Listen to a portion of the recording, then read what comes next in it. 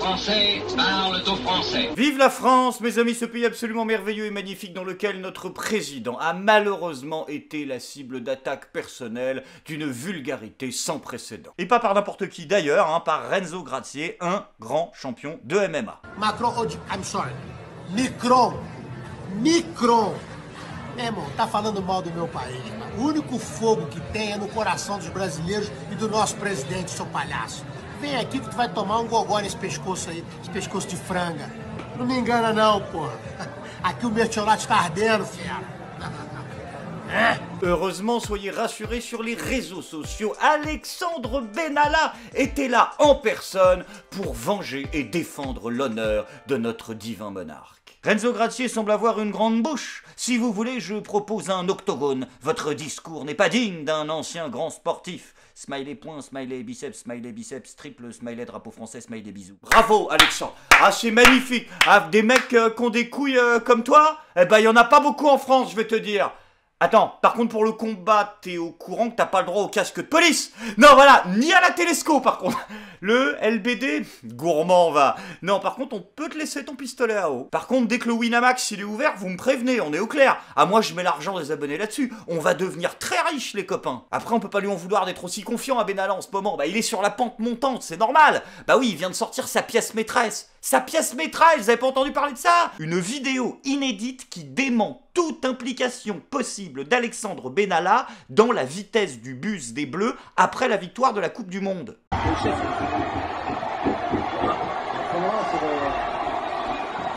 Oui. Là, j'accélère. Hein. Non, tout doucement. Tranquillement. Là, on accélère. Après, on accélère. Oui. Là, j'accélère. Hein. Non, tout doucement. Tranquillement. Là, on accélère. Après, on accélère. Bah voilà, ça c'est bien, on est rassuré. Alexandre Benalla n'est pas coupable d'excès de vitesse.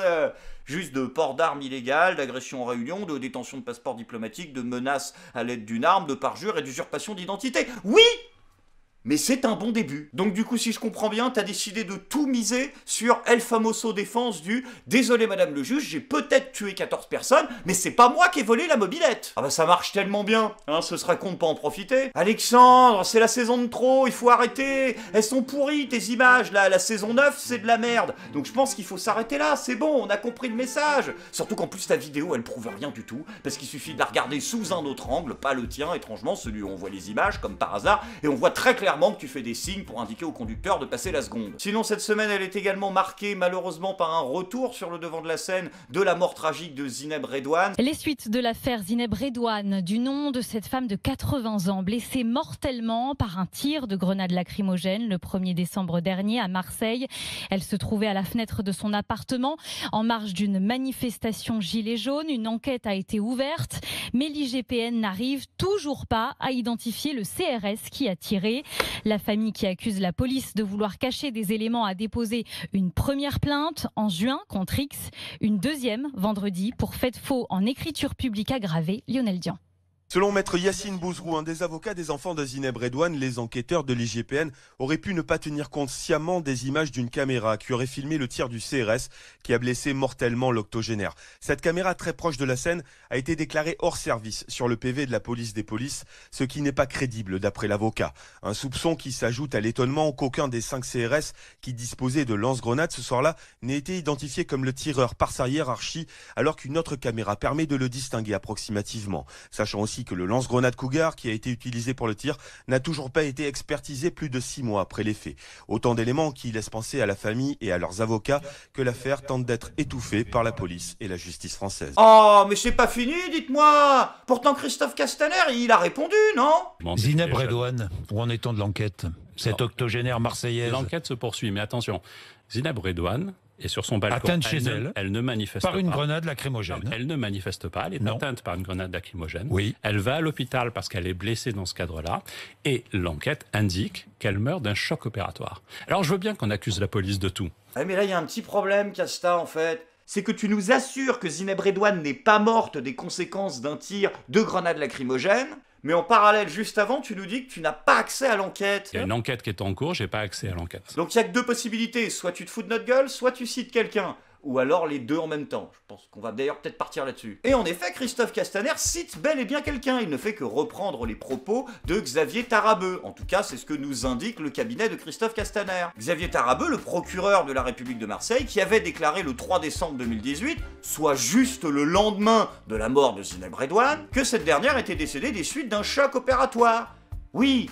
Non mais là, je veux dire, il constatait que effectivement le cœur s'était arrêté. Mais je veux dire, c'est le lendemain. C'est pas une enquête. Ça n'a absolument aucun sens ton histoire de choc opératoire. Imagine qu'un type, par exemple, ait un accident grave en moto, on le transporte en urgence à l'hôpital et on doit l'ouvrir parce que sinon, bah, il va crever dans les 10 secondes et qu'il meurt malheureusement pendant l'opération. Il est pas mort de l'opération, il est mort de l'accident de moto. Et d'ailleurs, Xavier Tarabeu lui-même expliquait que sa déclaration de l'époque se basait sur les conclusions encore provisoires du médecin légiste. Donc c'est quoi la prochaine étape, Castaner? Qu'est-ce que tu vas nous faire là? Tu vas aller voir les familles des victimes? Non, madame, je ne peux pas vous laisser dire ça. Je ne peux pas vous laisser dire que votre fille, madame, est morte suite à un tir d'AK-47 commis au Bataclan. Non, madame, votre fille est morte d'un arrêt cardiaque dans l'ambulance qui la transportait à l'hôpital après les incidents. Mais oui, mais madame, son cœur a décidé d'arrêter de battre. Qui êtes-vous? Qui sommes-nous pour choisir si tel ou tel cœur doit battre? C'est sa décision, madame, c'est sa responsabilité,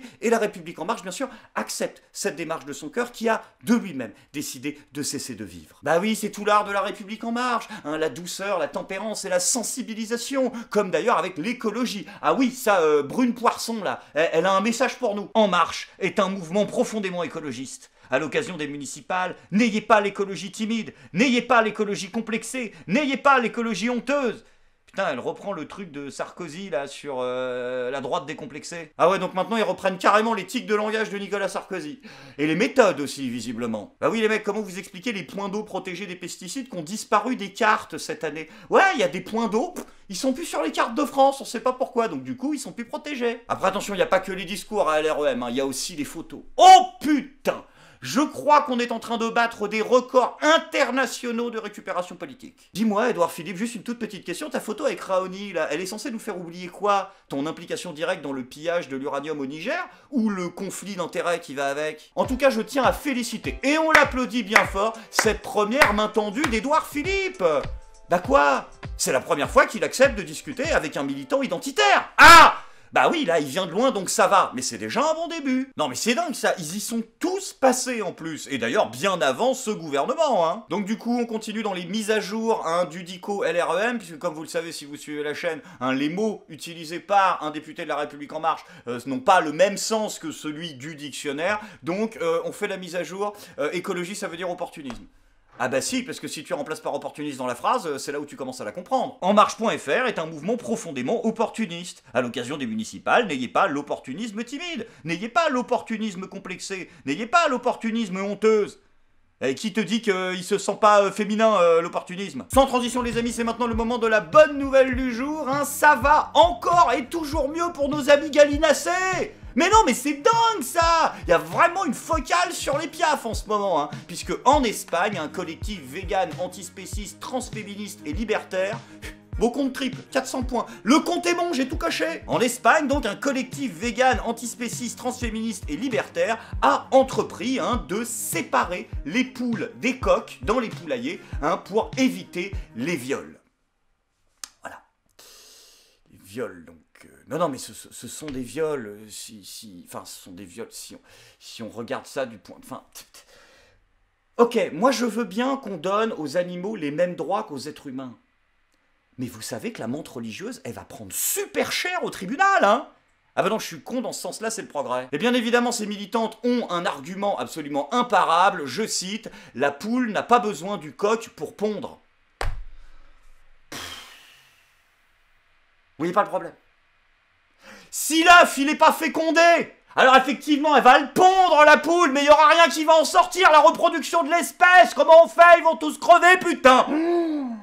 Je suis tellement content de quitter Paris dans quelques semaines. Et dites-moi, mesdames, pendant que je vous tiens, métaphoriquement, je me serais pas permis, mais vous avez bien pensé à demander à chaque poule et à chaque coq s'ils se sentaient poule ou coq avant de les séparer? Vous avez pas demandé? Vous avez pas demandé? Mais c'est pas possible de faire de l'oppression systémique comme ça. Et si la poule elle se sent coq et que le coq il se sent poule, comment on fait à la fin? Comment on fait pour savoir? Bah c'est simple. Faut mettre son doigt dans le cul du coq. Voilà, et puis après tu regardes comment le coq réagit. Normalement, t'as tes réponses. Vive la France.